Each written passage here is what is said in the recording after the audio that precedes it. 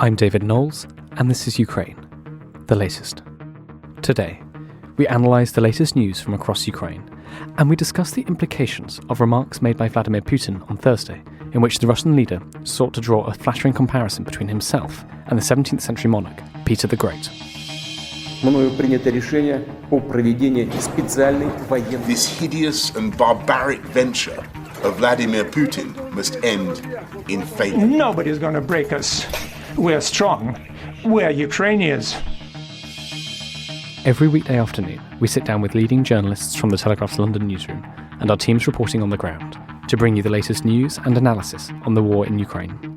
It's Friday, the 10th of June, day 107. And today I'm joined by Dominic Nicholls, the Telegraph's Defence and Security Editor, and Francis Dearnley, Assistant Comment Editor. I started by asking Dom for the latest news from the battlefront. Yeah, hi David. Hi everybody. Been another brutal day in the east of the Donbass, around the city of Severodonetsk. A lot of artillery still being traded in that area, and the fighting in the city still goes on. It's largely in Russian hands, but still going on. In fact, just a very brief segue there. Question from Paul, a listener. Paul came in saying, why is Ukraine still fighting in Severodonetsk, and why haven't they withdrawn west across the bank of the river to the much better ground and easier to hold, the ground that's easier to hold around Lysychansk? I think the answer to that, Paul, is that they've got a lot of fighters in the area. They've got, I think, 4 brigades in the area, so they've still got a very credible force there, as tough as it is. So they think they have the option of going back to that tougher ground, but they still want to fight for every inch they can. They don't want to cede too much to the enemy. They've seen what can happen down in Mariupol. They don't want that to happen anywhere else if they at all can help it. But obviously it is coming at a great cost. Elsewhere, Ukraine have said that they carried out a number of airstrikes in the south around the city of Kherson. President Zelensky himself gave that news and said that was a rare bit of good news. He said that they were quote holding on in the east, and I think that is about as accurate a description as you can get. There's hardly any forward movement from Russia. Virtually no forward movement at all from Ukraine. They are holding on there in the east, but there's a lot of heavy fighting elsewhere. Great speech, great in terms of what I think it means. We will come back to this from Putin yesterday, and some movements from Western leaders, including Macron. But more of that later. Definitely, yes. We'll get into that later and analyse what Putin said and what it means for understanding this conflict and its implications for the region. Francis, can I come to you before we go on to that? This news broke after yesterday's live. This is the case of 3 foreign fighters who've been sentenced to death for fighting Russian forces. Can we talk about that? What happened, and what's the West's response been? Yes, well, it broke yesterday just after our podcast recording. So this some of this is an update on what actually took place during the day yesterday. But essentially, listeners will be aware of Aidan Aslin and Sean Pinner, who are 2 Britons who were captured during the war several weeks ago, and they have now been sentenced to death for fighting in the war. And actually the sort of charge is that it's for taking action towards the violent seizure of power. So again, interesting for those who've been following the development of the Russian narrative in recent weeks. But essentially what we've seen in the last few hours is talk of there being a prisoner swap involving these two Britons, and that the local MP for them, Robert Jenrick, has said that who's I should say is actually for Mr. Aslin's family, not Mr. Pinner's, has said that the sentence to death is completely outrageous, and the government are working with the Ukrainian ambassador in negotiations, and the Ukrainians have said to be giving priority to that, and the Foreign Secretary Liz Truss will speak to her Ukrainian counterpart later today. In terms of who might be swapped for them. We understand that top of the list from the Russian perspective would be a high-profile figure such as Viktor Medvedchuk, who was, listeners may recall, the country's most prominent, Ukraine that is, most prominent pro-Russian politician, nicknamed the Dark Prince of Ukrainian politics. He's 67 years old and had a very close relationship with the Kremlin. Supported Moscow's illegal annexation of the Crimean Peninsula in 2014, and over the years has acted as a go-between for Moscow and Ukraine's separatist-controlled breakaway regions.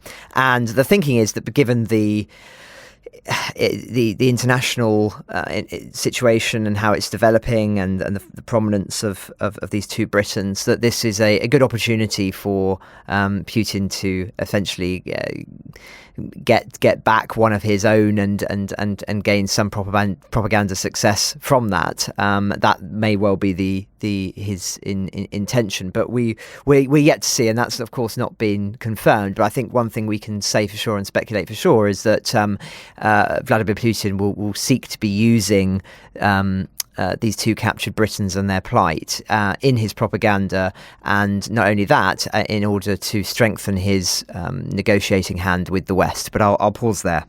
Just very quickly on that, I think it's good to reflect on the fact that both are being charged with accused of being mercenaries, whereas they were actually fighting with the Ukrainian armed forces. They're not mercenaries. Could this be seen as a bit of a threat to all foreign fighters, that actually the Russians are happy to ignore the conventions if they see fit? Dom and Francis, what do you make of that? Yeah, I think you've hit it on the head there. I mean, is Russia happy to ignore conventions? Yes, absolutely. We've seen that in many, many different spheres. We're now seeing it through the legal sphere here of Geneva Conventions, prisoner of war conduct, and international norms in this regard. I mean, yes, they were both served in the Ukrainian military. One was, I think, one had joint Ukrainian citizenship, had a life in the country, planned to get married. I mean, but even that is largely irrelevant if they are combatants, if they are taking part in armed action and they are identified as such by wearing insignia and uniform and identifying with people around them, then they get the protections of the Geneva Convention as a combatant. So this idea of being a mercenary is complete smokescreen by Russia. I'd be very interested. I don't mean to gloss over it, but I think the points have been made, and there's not much point digging further for Russia's motivation on this, because we're not going to come to some golden nugget. I think we know what the motivation here is, so we just take it for what it is and move on. I think the really interesting bit would be if we could speak to some people in the Wagner Group, a private military company. You know, you say potato, I say Wagner's a mercenary group. How would they feel about this if they are fighting for a man who sits over a regime that is prepared to do this? Would they feel that? I mean, they're being told they're fighting Nazis for starters. So would they feel, blimey, I thought I was doing my bit for Mother Russia, taking a coin, fine, but I thought I was doing my bit. Am I going to be treated as a mercenary? Am I going to be tried and given the death sentence? So I'd be interested to see what the Wagner Group have to say about this. Of course, my history with the Wagner Group doesn't go particularly well with Yevgeny Prigozhin, but that's a story for another time. But I think this is very, very telling that this is just power politics at play here.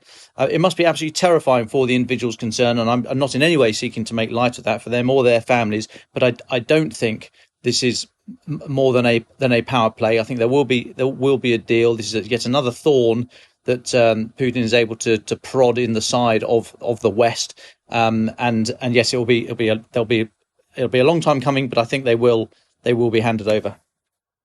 And if I may, just one final point. Absolutely correct that there have been Ukrainian courts have conducted war crimes trials, and some Russian soldiers have been convicted, and we saw that recently. Now, we've got to be very clear, because Russia would want us to lump all these together in terms of judicial action as a result of this messy war. I mean, very clearly, on the Ukrainian side, it was an established and internationally recognised court that laid down specific charges. That is not what's happened in Donetsk against these two Brits. So there is no moral equivalence here. The Russian soldiers that were tried the guy, I forget the guy's name, who was, and I should forget the bloke's name, who was convicted of murdering the Ukrainian man in Bucha. That was a war crime and was tried as such. And there is no moral equivalence between that war crime and what these Brits have been allegedly done or allegedly been, just being a mercenary. There is no moral equivalence here. We should not allow ourselves to be bullied into thinking, oh, it's all legalese, it's all former soldiers, it's all the same. It's definitely not the same, and we need to be very clear about making the distinction. Let's move on. There's a lot to get through. Sorry. In the south, there's been an outbreak of cholera in Mariupol. Francis, what's happening there? Yes, well, just to depict how bleak things are in the southern city of Mariupol, we do believe that there is risk of a major cholera outbreak there, as medical services are, we understand, already pretty near collapse. This is from the British Defence Ministry. Of course, every day we're putting out briefings that are saying, what our understanding of what's going on in the conflict, and this is something that they've clearly done some analysis into.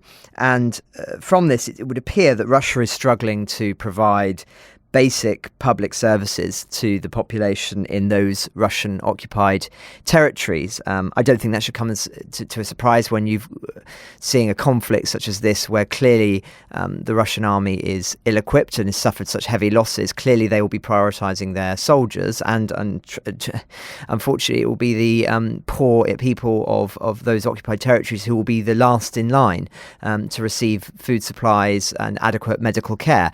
Soldiers will be prioritised. Of course, Mariupol is become one of the symbols of resistance in Ukraine, and this is what would appear to be yet another tragic development in its story.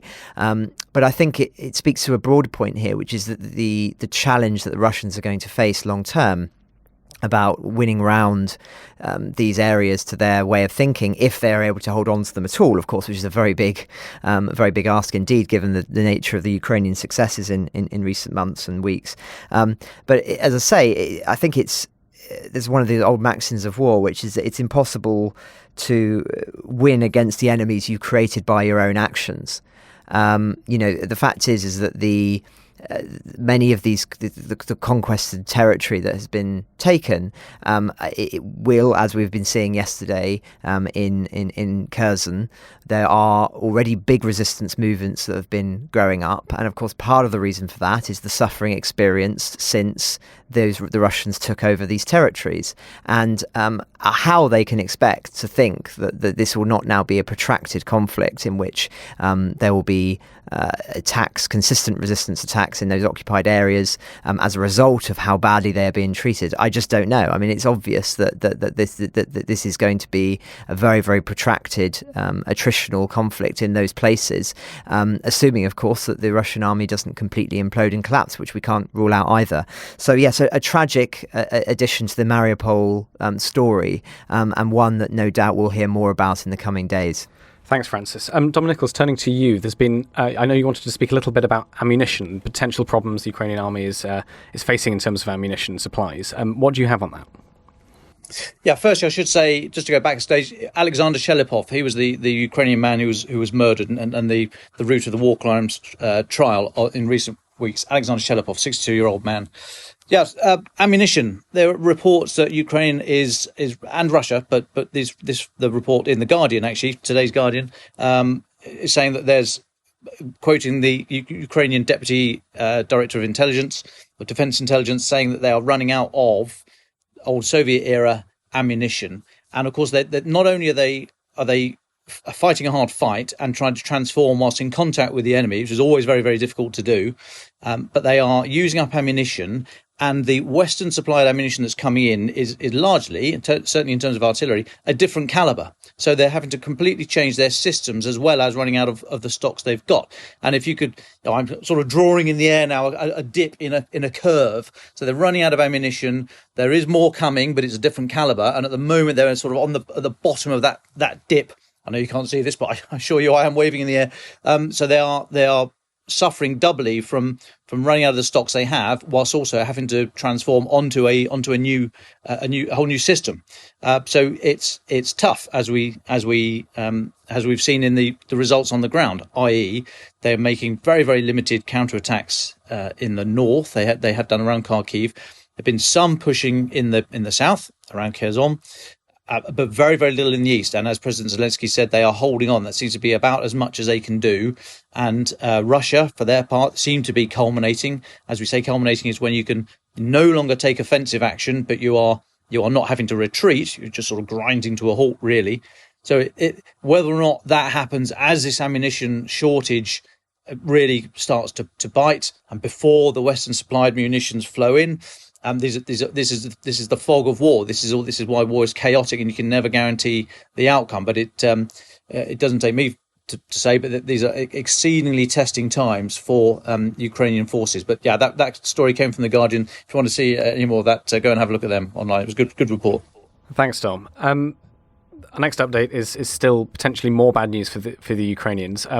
There's a leaked intelligence report which speaks about how cases of desertion are growing every week in the Ukrainian army. Francis, can you comment on this? What did we learn? Yes, well, this leaked report, which has been seen by The Independent, and we've also written an analysis piece on it today, so I recommend that people take a look at that. Essentially, is saying that the cases of desertion, as you say, are growing every week in the Ukrainian army, as up to 200 of its soldiers are being killed every day in the eastern Donbass. Supposedly, as according to the report, that this worsening situation in the east is, and I quote, having a seriously demoralizing effect on Ukrainian forces, as well as a very real material effect. Cases of desertion are growing every week. Now, we obviously are doing some more research into this, and so we can't completely corroborate the numbers, but there's been some interesting pieces that have come out since then.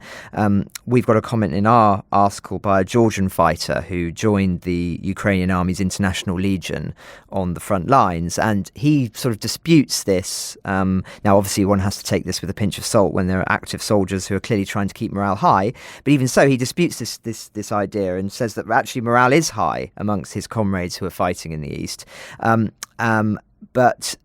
they're still at this stage well equipped, but the question mark around morale and the biggest concern for them, and that of course may be contributing to cases of desertion, is the West slowing down in its supply of weapons and ammunition, and of course humanitarian aid that the people require, and that then they don't feel that they're necessarily getting the quantity that they need. It's not fast enough, and it's not.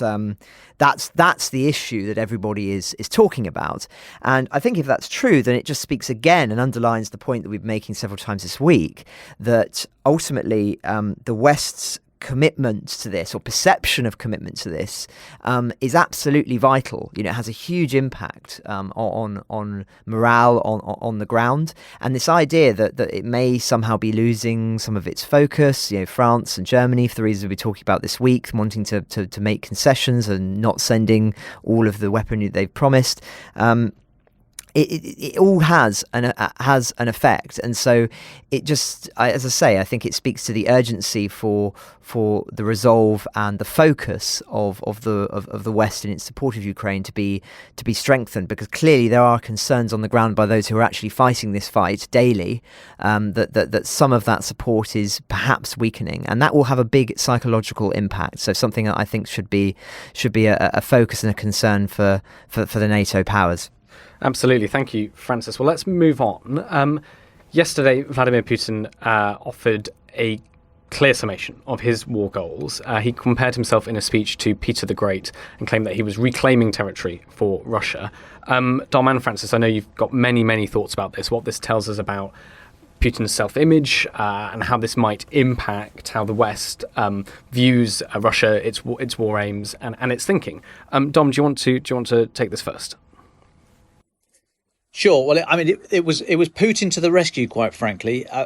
Leading on from Francis's point a moment ago of wavering or foot dragging from some Western capitals. I mean, in comes Putin with this most extraordinary speech, speaking in Moscow to young entrepreneurs and scientists. I won't read the whole speech, but the bit about Peter the Great, he said, this is a quote, "Peter the Great waged the Northern War," as against Sweden, the Northern War for 21 years. You might think he was fighting with Sweden, seizing their lands. He wasn't capturing them, he was reclaiming them.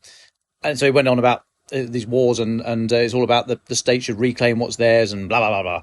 I mean, finally, at last, the mask, if not slips, he casts it aside with a flourish of Peter the Great. I mean, if ever there was any doubt about what this war is all about, it's been revealed.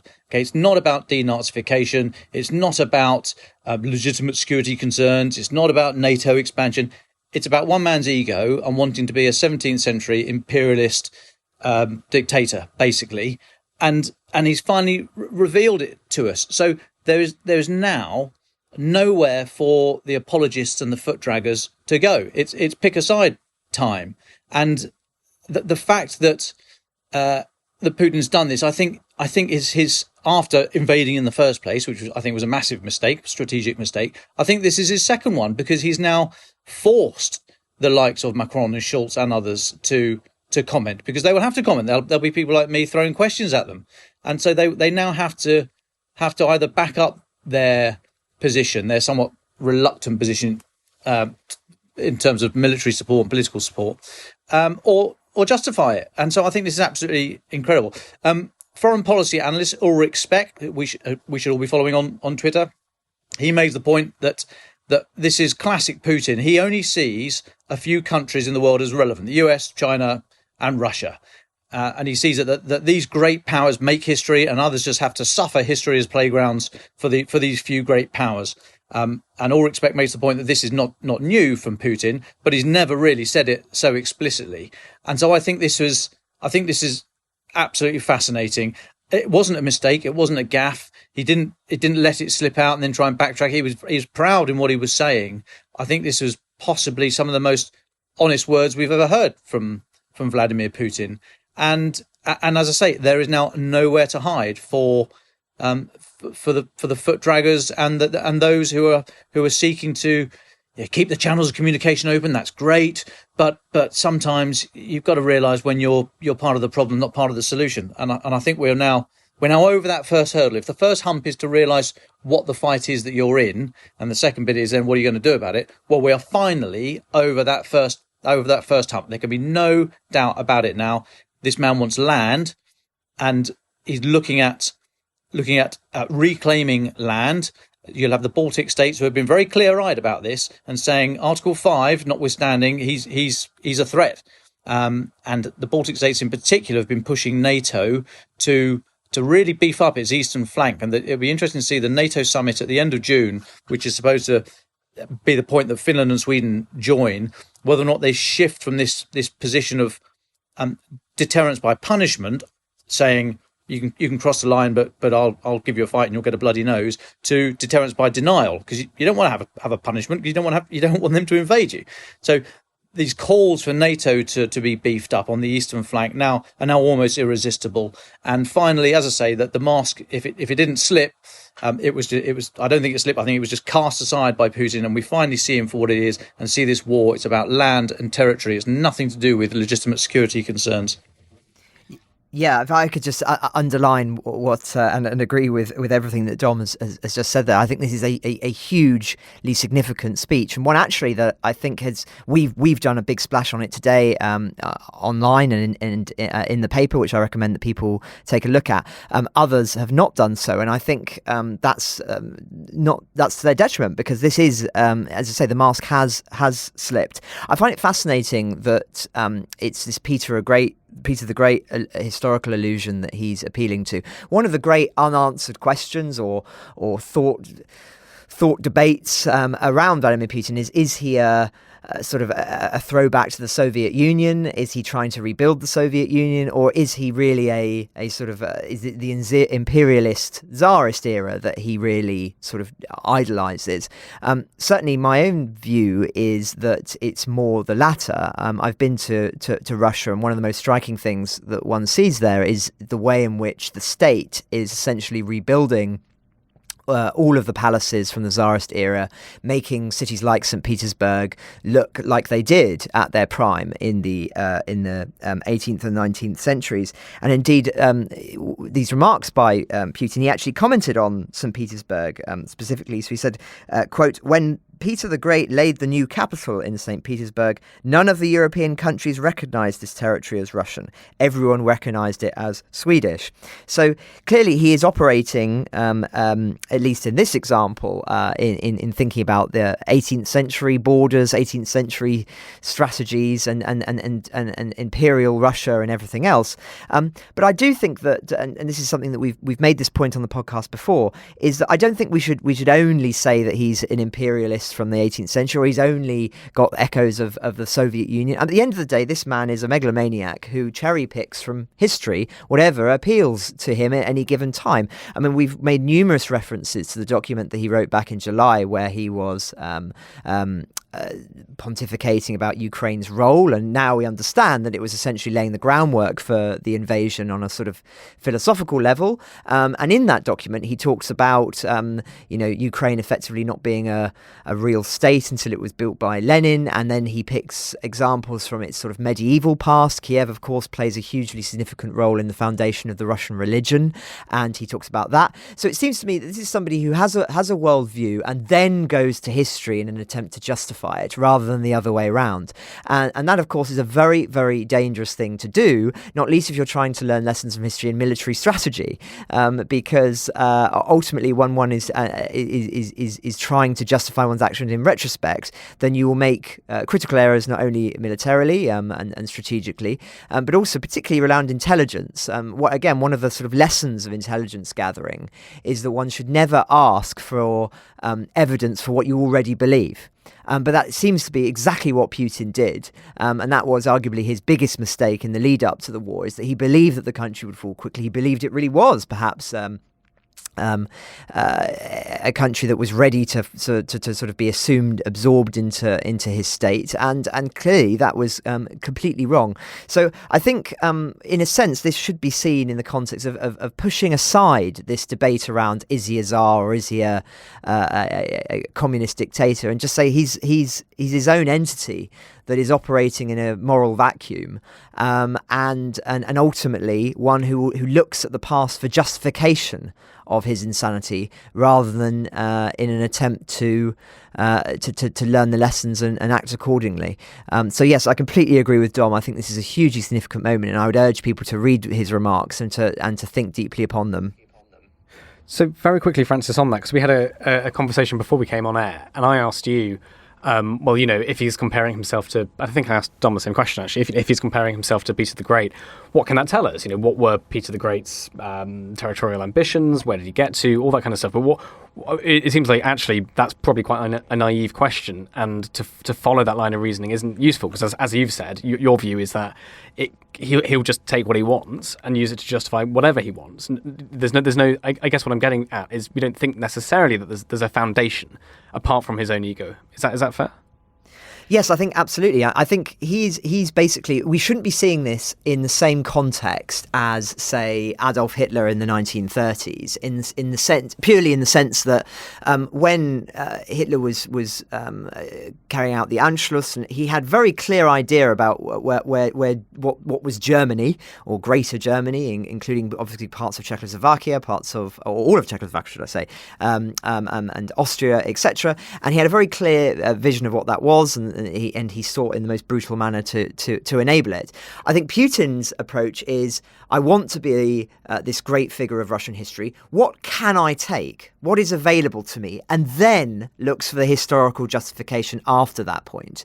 And so he's not at the point of thinking, right, well, I want to rebuild Peter the Great's empire, I want to take Sweden, I want to take all of it, or I want to build the Soviet Union as it was in 1989 or anything like that. I just don't think that's the way in which he's thinking about this, because at the end of the day, that option is not available to him. But he does want the glory of having taken and seized territory, and he will take what he can get. And the warning, as Dom is saying, is the warning to Eastern Europe now is that any country that is not part of NATO or is not part of a broader military alliance is I think, should be seen as a target now in Putin's mentality. Now, of course, there's a different question as to whether he would now be capable or to carry out any future invasion of other territory. I mean, Ukraine has been in so many ways an abject humiliation for him.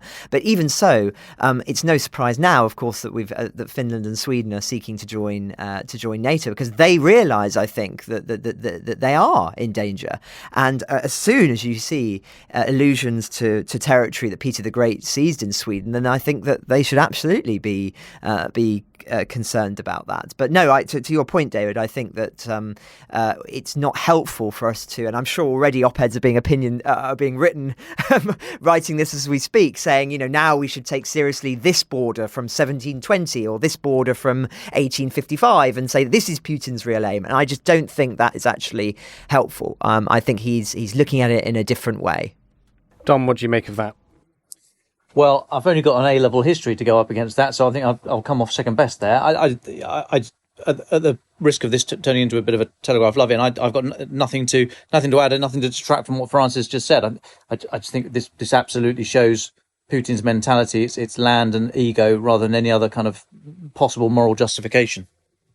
Very quickly from me then, just for Francis, is there an element here, if we are looking for sort of historical precedents of how to think about this, is there a Napoleonic element here?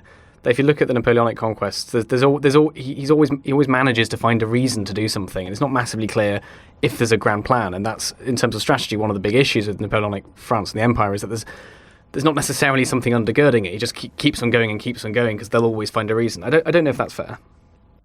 No, I think that's a really astute observation, actually, and one I have to go away and think about, because, yes, you're right. I think that, if Hitler had a more clear vision, as I was just sort of saying, about where the borders of Germany were and then where the Lebensraum, the living space, would be beyond that, I think Napoleon had a much less clear a view about where France's borders should go. He essentially seized Italy and other territory because he was able to do so, and it would enable his own career and his own standing. I mean, he idolised Julius Caesar.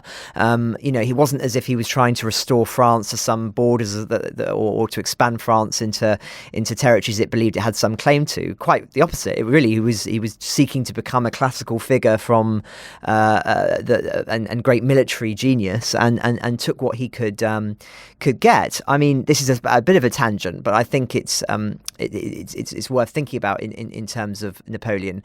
Quite often the invasions he would do as well were based on slights. So slights from European leaders, monarchs, etc. The biggest example, and this is his defense of the Russian campaign in 1812, was actually the slight of Alexander I. After there were numerous coalitions that were built trying to defeat Napoleon in the early 1800s, and many of them were disasters. The biggest disaster was in 1805 at the Battle of Austerlitz, when Austria and other nations were soundly defeated. So essentially this peace was established in Europe, peace in inverted commas, and Napoleon basically insisted that there would not be trading with Britain, which remained the great foe that was undefeated, and he was unable to invade due to the Battle of Trafalgar, which also took place in 1805. And so he put this situation in place, but Alexander I, the Tsar, defied this and went against Napoleon's wishes and did start doing trading with Britain and other territories. And so Napoleon says in his accounts that the reason he invaded Russia was not for territorial gains, though I'm sure that he would have gladly taken some, would they have been available to him. The campaign was a pretty unmitigated disaster. But he claimed it was to make a point that one could not act in Europe essentially without his say-so, that to do something that went against the rules that he wanted to establish would be faced with the fiercest possible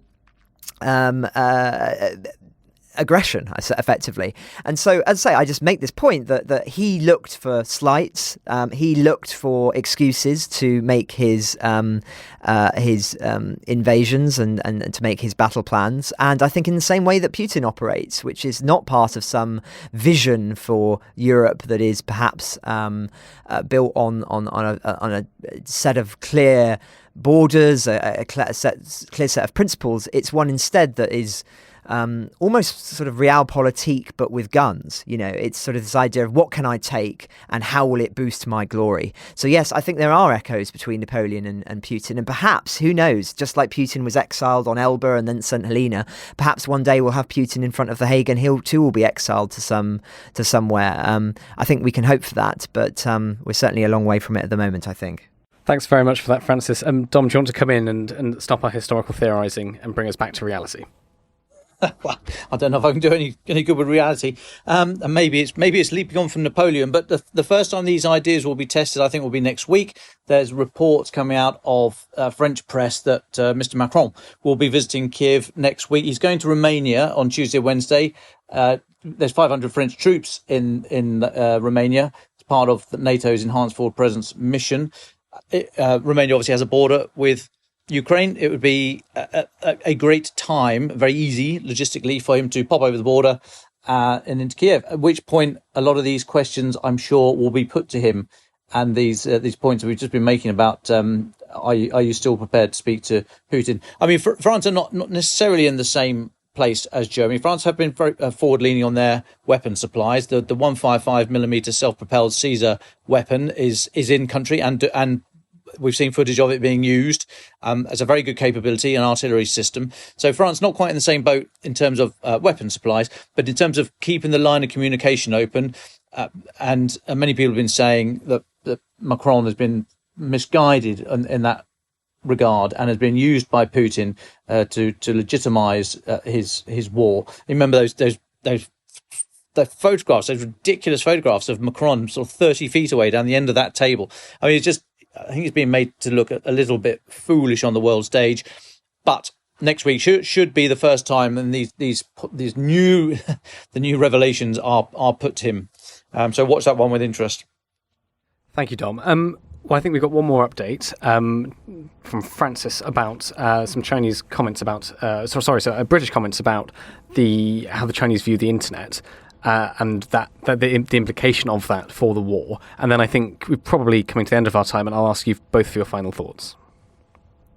Yes, thanks, David. The Deputy Director of Strategy and Policy at GCHQ, and just for the benefit of our international leaders, listeners and leaders, who knows, GCHQ is our one of the key intelligence assets here in Britain, deals a lot with technology, the internet, code breaking, those sorts of things, sort of an extension of Bletchley Park in World War II, since we're talking a lot about history today.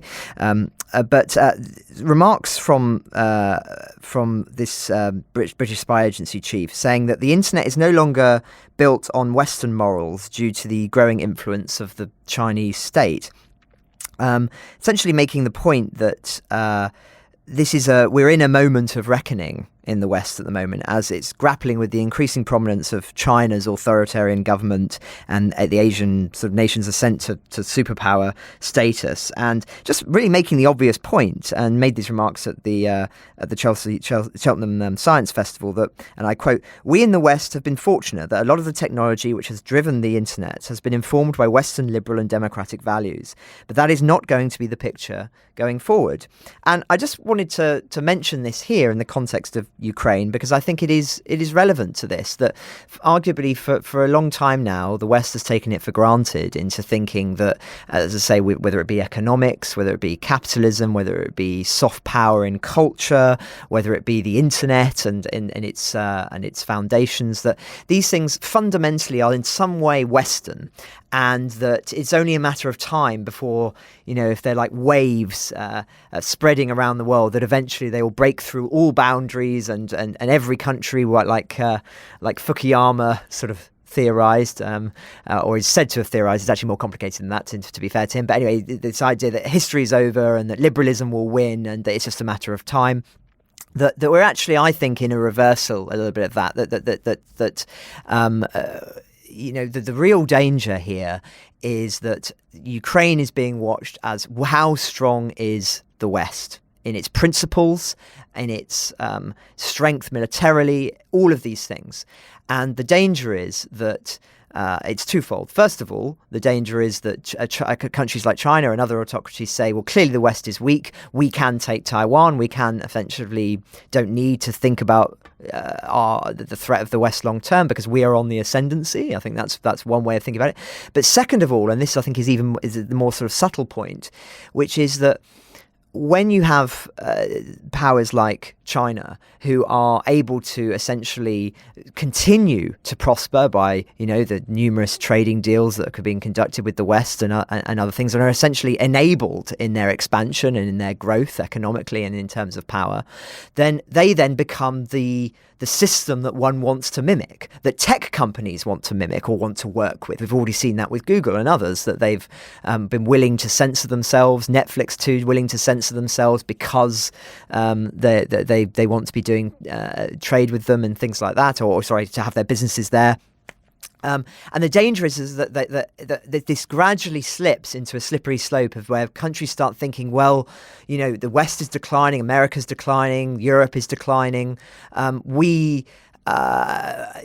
We need to look to where the power really is, or where power is emerging, and they'll be looking to the models of China, and they'll be looking to the sort of what enables those models, the economic models, the internet safety laws, and all of those things, and they'll look at those and they'll think, well, maybe that's actually the better model. And I'm talking here about the emerging economies. I'm talking about the Indias, the Pakistans, the Brazils, all of these countries. They at this crucial moment are making decisions about whether they go east, they look east for their trading, for the support militarily, all of these things, or whether they look west. So Ukraine is much, much bigger than purely being about Ukraine's sovereignty, as vital and important as that is. This is one of those moments that history, I think, will look to is say, which side won in that ultimately, and how did that affect the next 50 years or a century? I really think it's that significant, and we should be looking at it in that context. So sorry, I know I've gone off on a bit of a tangent there about a small comment made by a deputy spy chief, but I think it's a much broader one, and one that we should be thinking about in that kind of almost existential way. Yeah, and if I could jump in there, I think that's obviously being played out today in Ukraine, we can see, but also it's worth noting that started today and running for the rest of this weekend is the ShangriLa Dialogue in Singapore, a security and defence forum run by the International Institute for Strategic Studies. This is a major global a forum, a meeting place of global leaders, defence ministers, security officials and what have you. Started this morning in Singapore, and already we've had the much anticipated meeting of Lloyd Austin, the US Defence Secretary, with General Wei Feng, who's his Chinese opposite number. They were scheduled this morning to have a 30-minute meeting. It's lasted for 55 minutes, which is, I guess, a good sign. We want these things to go on for longer. We were told they discussed Ukraine and also Taiwan, which is lying out there, and a lot of the issues that France has just been speaking about are absolutely playing out in the global future about Taiwan and other questions about autocracy and what have you. And apparently we are told, this is from a senior US defense official, unnamed senior US defense official, that Lloyd Austin said to General Wei that a Chinese support to Russia for a full-scale invasion of Ukraine would be, quote, deeply destabilizing, which is fairly unequivocal language. After the meeting, General Wei was asked, he was doorstepped as he came out, journalists called out to him, asked him how the talks went, and General Wei said they were candid. Now, a number of different ways you can read candid, just in English, so let alone what the Chinese interpretation of it would be, but there we go, that's what General Wei said. However, good that they met. The ShangriLa Dialogue goes on, as I said, all weekend. The keynote speeches tomorrow. This is all online. It's all open. You can watch this online. I'll be dialing in and reporting on it for the paper here. But Lloyd Austin is speaking on Saturday, and General Wei on Sunday. Singapore 8 hours ahead of London, so depending where you are in the world, it's all on catch up, but be worth dialing in for those or looking for reports afterwards. But no, a major security conference happening right now, of which Ukraine features highly, but all the issues that France has just been talking about are being played out at the highest levels from those countries that really can shape our futures. Well, thank you, Francis, and thank you, Dom. I think we've probably got to the end of our time. Can I just get your thoughts of what people, aside from the security conference, what should our listeners be thinking about and looking for over the next few days, over the weekend? Well, I think we just, as ever, keeping an eye on the international developments that are taking place, the kind of meetings that we understand are going on between Ukrainian officials and the Western NATO powers. I think there'll be some interesting developments on that next week. But my sort of final thought really is, obviously, when we're on this podcast, we're trying to update listeners on what's going on the ground, but also offer sort of, I suppose, a bigger picture. And certainly we've done a lot of that today, thinking about history and strategy and those things. And I think we're absolutely right to do that, because as I say, there is a bigger issues at stake than it can appear at first glance. But that said, my thought really is today is for those soldiers on the front line who the story about the desertions and the suffering that's going on in Mariupol as well, with cholera and everything else. I don't want listeners to get the impression that we're forgetting about them. Far from it. I think they're always in the forefront of our thoughts, hence why we always start the podcast with updates of what's going on the ground. And so when we think about this in a sort of more broader way, we're trying to offer something more, but as ever, our thoughts are those who are suffering in the most horrific ways, and we have no the danger with all of these things is that one starts looking at a map and just thinking about things in that kind of abstract way, and we've been doing our best to not do that, and hopefully listeners will agree that we've at least partially succeeded, but I leave that up to them. Yeah, and for me, my thought would be, every statement now from government leaders, senior officials, every statement now will be made in the wake of and the context of Putin's comments. They can't be unsaid. They can't be ignored. He's finally publicly expressed his innermost motivations about what this war is all about. And every statement made by a Western leader, an official, from now on will be made in that context. And we should watch with great interest and see how they construct these words and what their messages are in the wake of Putin's revelation. For an update on the fast-changing situation in Germany, Francis Dearnley spoke again to Dr Thomas Clausen, who works as a policy advisor for a liberal think tank in Berlin. This is their conversation. Can you summarise Germany's response to the crisis so far? It seems to, I think from the perspective of many listeners, seems to have rather flip-flopped around quite a lot. Does it have a consistent position? What's really been the evolving picture since the invasion in February? I think what has become very clear in the past months is that Germany is not a monolithic bloc, but it's possible to identify a few key perspectives or key points that have been made by various camps. So it's very clear that we have the Greens and the Liberals, with some members of the Social Democrats and the CDU who are very pro-Ukraine, who want heavy weaponry, etc. So that's sort of also the perspective that's probably most of your listeners are sympathetic to. Then we have the Social Democrats, so the party of Chancellor Scholz, which is basically split, and it's clear that there is some sort of pacifist wing that was in favor of Nordstrom II, that always had a positive, slightly rose-tinted view of Putin's Russia, that of course is still aghast at what has been happening, but that is still focusing on dialogue and not trying to push it too far. But of course, there are also some members in the SPD, especially amongst the backbenchers, who agree with sort of the Western majority that heavy weapons are needed. And then we have the former communists, the left party, and the right-wing populists, the AfD, who are mostly pro-Putin with nuances. So they would say, of course, we condemn the attack on Ukraine, but we can't go too far with sanctions. We need dialogue, whatever that means in those circumstances. And one of the reasons probably why Germany is being perceived as wavering is that Scholz thinks at least that he has to reconcile at least some parts of these different sub-blocks, so to speak.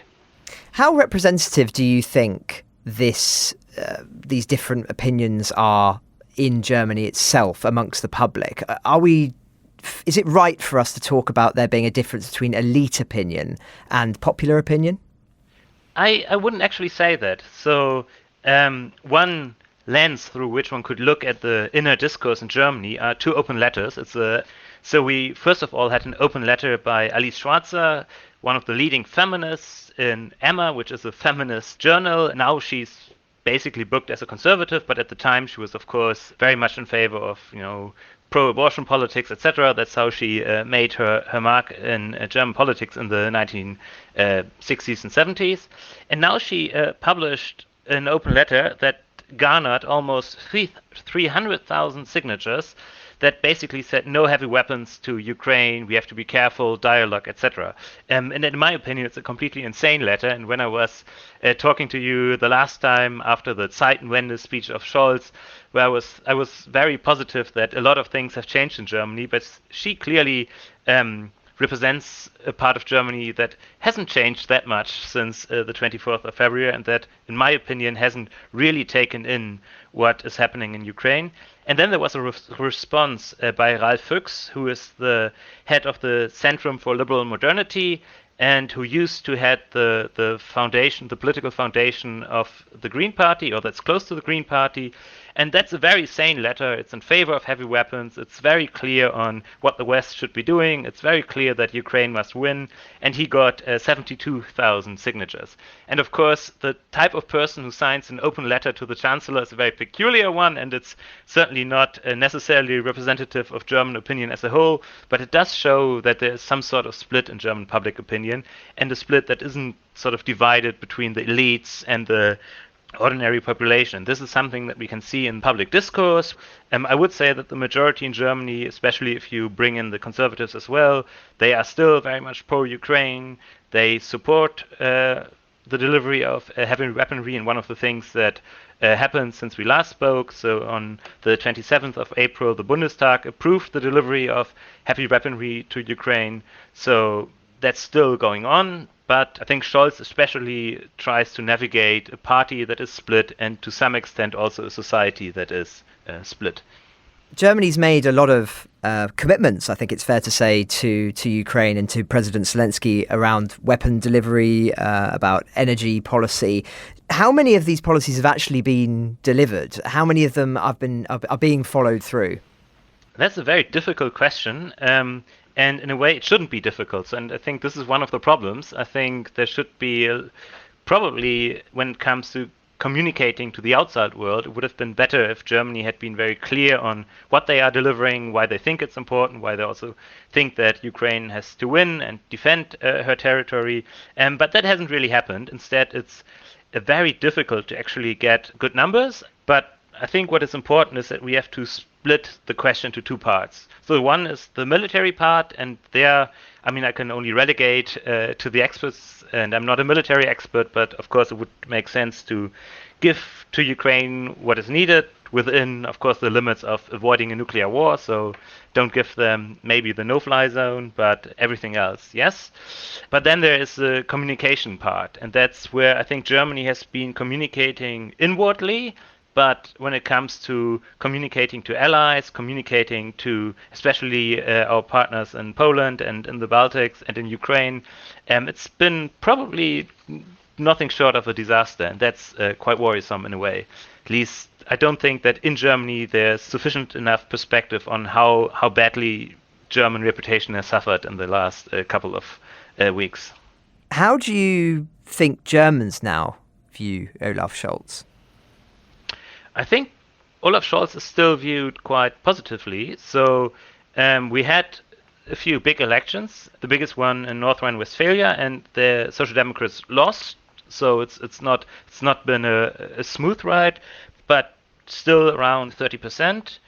In the opinion polls, he's hovering around 21%. At the election, he got a good result for the Social Democrats at 25.7%, so a slight loss, but not a huge one. And interestingly, the Greens are surging, so they are now also at 21%, probably because Annalena Baerbock and Robert Habeck are very popular, so they are the most popular politicians, so our foreign minister and our minister of economics. Then we have Scholz and Lindner and also Merz, the leader of the opposition. So I take from that then that the coalition is secure, because there was some sort of reaction, I think it's fair to say, in the early months of the war, thinking that it may well fracture, but it doesn't sound like that's very likely. I think not at the moment. There's a bit of grumbling, especially amongst the Liberals, because they suffered quite heavily in the election, so they didn't even make it into the parliament in Saarland. But that has probably not that much to do with their stance on Ukraine.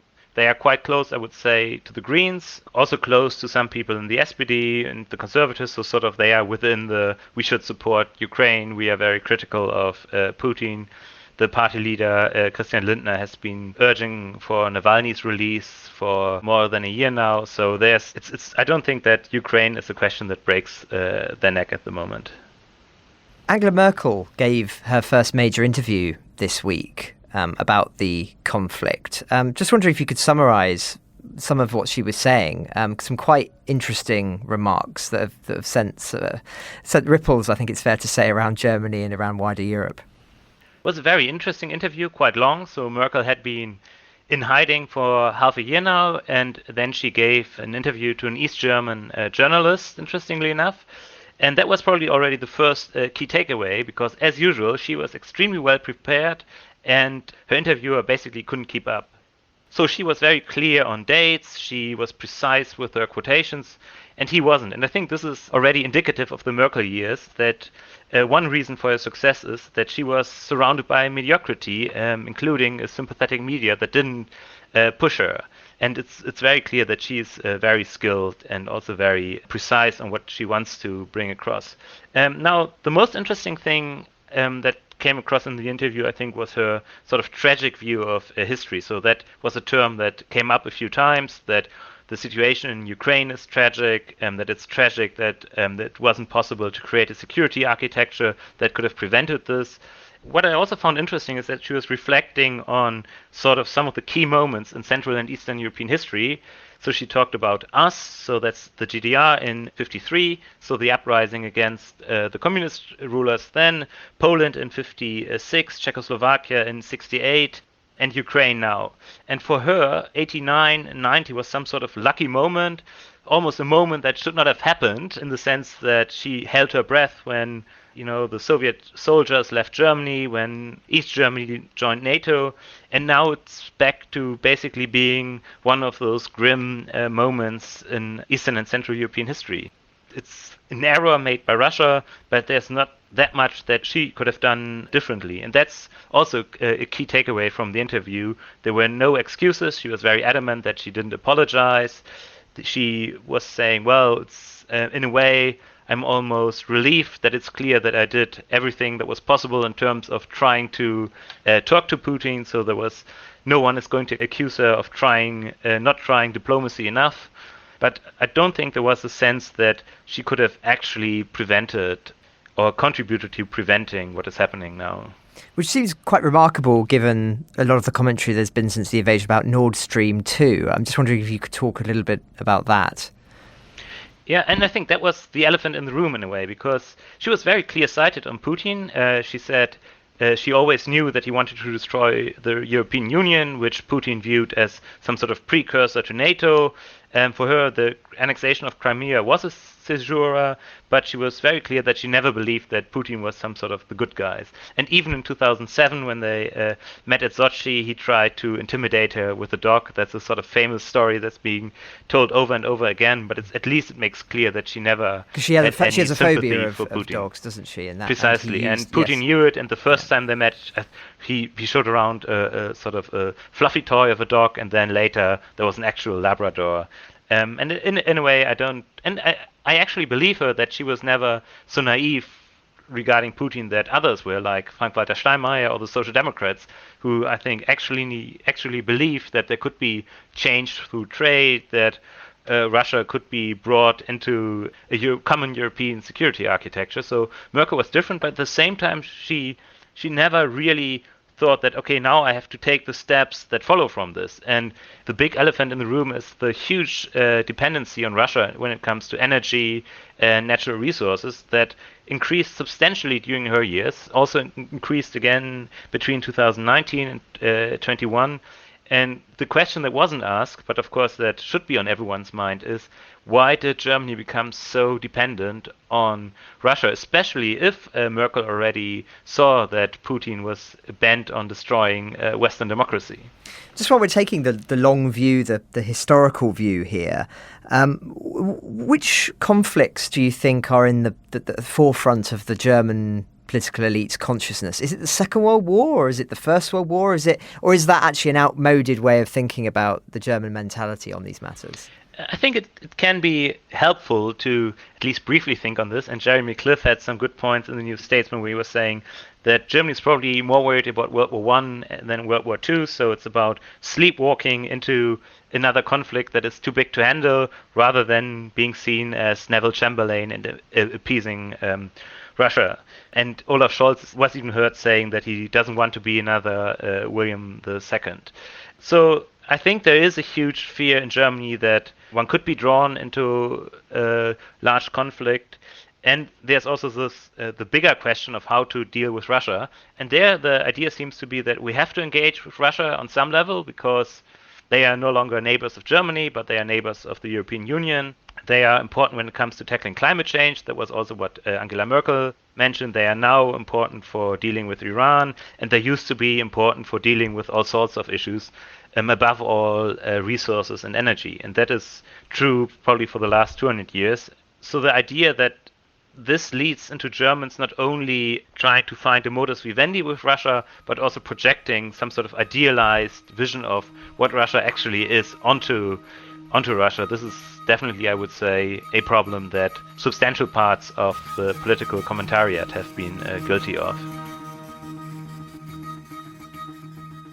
Ukraine the Latest is an original podcast from The Telegraph. To stay on top of all of our Ukraine news, analysis and dispatches from the ground, subscribe to The Telegraph. You can get your first 30 days completely free at telegraph.co.uk/audio. Or sign up to Dispatches, our Ukraine newsletter, which brings stories from our award-winning foreign correspondents straight to your inbox. Ukraine the Latest is produced by Louisa Wells and Giles Gear, and today on Twitter, Sophie Coe.